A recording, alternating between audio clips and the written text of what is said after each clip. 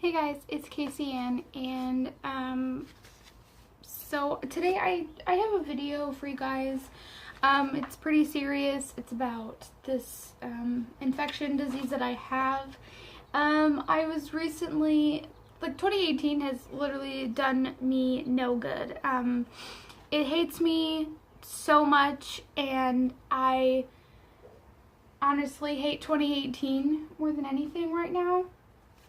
But I've been recently hospitalized twice because of this issue that we're going to talk about. Also, sorry if you hear traffic or noise in the background. It's the traffic right by the window of my house here. I'm just trying to get in a brighter room that's not my bedroom because I'm tired of just being here. But I'm going to talk about something called C. diff. I don't think I'm pronouncing this right, but it's called Clostridium difficile infection, so C. diff for short, and I'm just going to call it C. diff basically. So what it is it's an infection, and C. diff is a condition that causes inflammation of the large intestine, which is your colon.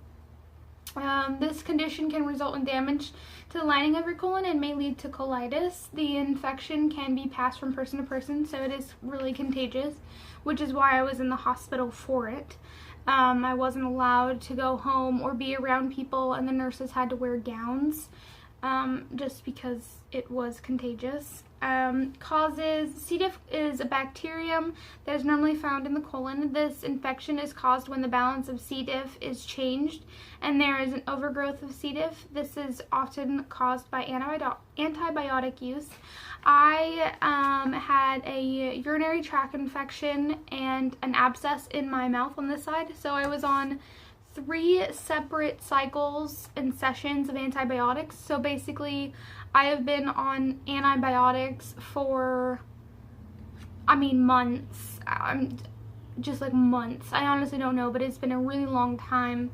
And it just really ruined my intestines, my colon, and my insides, because antibiotics are not all that great for you, despite what other people say. Risk factors, this condition is more likely to develop in people who take antibiotic medicines, take a certain type of medicine called proton pump inhibitors over a long period of time, are older, have a C. diff infection, have had a C. diff infection before, have a serious underlying condition such as colon cancer, or are in the hospital, have a weak defense or immune system, live in a place where there's a lot of contact with others, such as a nursing home, and have had GI tract surgery, gastrointestinal tract surgery. And then here are the symptoms. So, sorry if this is TMI for you guys. I just want to it's very serious, it's very sickening and painful, and I'm wanting to let you guys know that if you have any of these symptoms, you should really go to the doctors. Because it's really important to get it checked out, because it can kill you if it's not taken care of right away. The symptoms of this cause diarrhea. This may be bloody, watery, or yellow or green in color, fever, fatigue, loss of appetite, nausea, swelling, pain, or tenderness in the abdomen. Dehydration. Dehydration can cause you to be tired and thirsty, have a dry mouth, and urine less frequently, which I had all of these, except for the blood in the diarrhea, I guess. Again, sorry for the TMI. I'm just trying to be super real with you guys because it's a very serious thing. So how to tell if you have it is they do tests for C. diff in your stool. So you basically poop in a thingy and they test it. Blood tests. This is more if you can't poop and there's just no other way to test it at all. They can either do a colonoscopy to look at your colon and stuff like that, or they can just test it by your blood. And then treatment. So antibiotics that keep C. diff from growing, which is one that I have. It's called vancomycin. It tastes horrible. the oral liquid tastes horrible and the pills taste horrible, but it definitely is saving my life, my colon and my intestines from dying and like killing themselves, because I literally wanted to die. Stopping the antibiotics that you were on before the C. diff infection began. Only do this as told by your healthcare provider. Fluids through an IV tube if you are dehydrated. So I was on a lot. I was on 2 bags of saline water stuff that helped me stay hydrated because I was really dehydrated. And I wasn't doing so great. So I was on 2 bags at a time with a lot of other fluids going through me, like my vancomycin through the IV. So there's like 3 different types depending on like where you are. And then surgery to remove the infected part of the colon. That's rare. It's when they basically just like take out part of your colon that is completely ruined and destroyed and infected by the C. diff itself. This one is just eating, drinking, medicines, general instructions.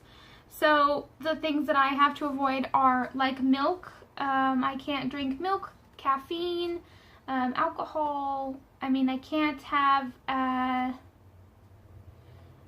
anything that has lactose in it or gluten, so I have to avoid milk. I actually have to go through a completely different diet.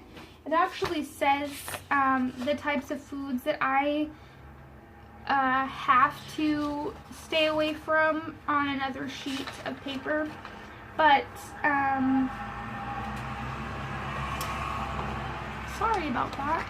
But it basically just states the types of stuff that I can't have, and it's pretty serious. It definitely has changed my entire life now because I'll always have it.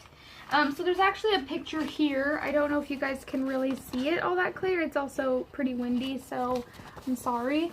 But here is the inside of your body, and then like your liver is up here, gallbladder, stomach, spleen, colon.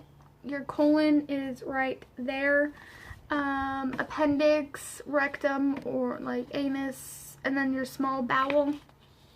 All in here is this picture.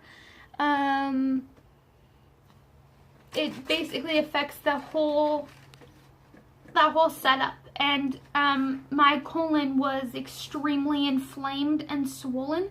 I looked, honestly, I'm not going to lie to you, I'm still pretty swollen, but I look kind of pregnant now. I'm also wearing leggings, so it kind of hides. So I do look pregnant, but I'm also really swollen. But C. diff causes your bowels or your insides to swell up basically, and I looked like I was about 4 or 5 months, maybe even 6 months pregnant, and it was really serious because it was extremely painful and uncomfortable. I had a fever, I had diarrhea, I was just like puking my guts out. It was a bad thing, and I couldn't eat. The first time I ever had it, I couldn't eat for I think 3 days. And then the 4th day, which was the day I was actually released from the hospital, I was able to eat solid foods. I was on a clear liquid diet like broths, water, coffee, just things like that. Those small liquids that I was able to drink. And then the second time I had it, I had a general diet. However, I had to avoid all the foods that I liked, which was basically milks. So I can't have any milk for the next month and a half, 2 months. I can't have any cheese because I can't have dairy. I can't have any gluten, so bread, I have to have gluten-free bread. I have to avoid grains, wheats, all that kind of stuff. And certain vegetables and fruits I can't have because they're really acidic, so they don't sit well with my stomach. So yeah, I have the traumatized vein here. This vein right here that follows down is really traumatized. I still have hospital tape and everything like that on here.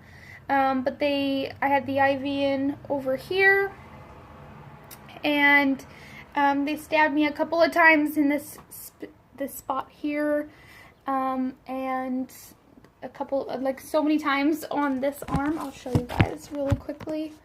And a bunch of times over here.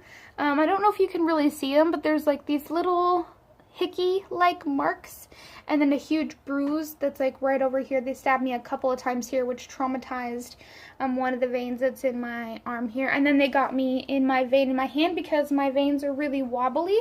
So I'll actually put you to the window so you can see the bruise. If you can kind of see it, it's right here by my ring finger. I'll show you.